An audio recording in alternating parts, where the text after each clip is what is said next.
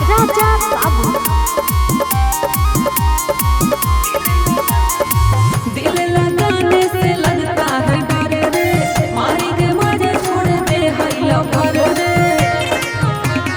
हे रे सुन, दिल लगाने से लगता है डर रे, मारी के मजे छोड़ दे है लवर रे।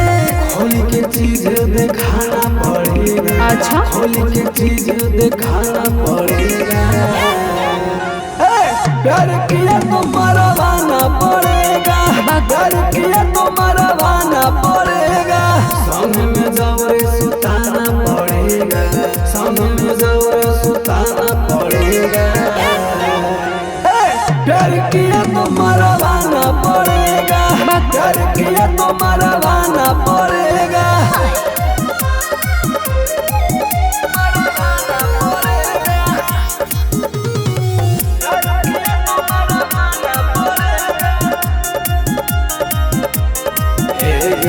कैसे के होला हब तोर बड़े बड़े लगो मजा मारो ये खोए। प्यार के मतलब है छौड़ा लेना देना, मजा मारी के खिलाओ है छेना। सूत के उठ के निभाना पड़ेगा। सूत के उठ के निभाना पड़ेगा। प्यार किया तो मरवाना पड़ेगा। प्यार किया तो मरवाना पड़ेगा।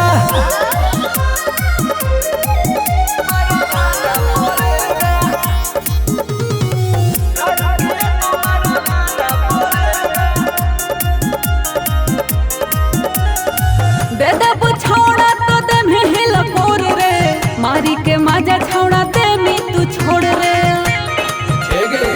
राजा बाबू बारे में पापाले भरोसा।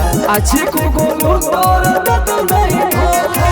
ऐसा सुई में धागा डाला रहना पड़ेगा।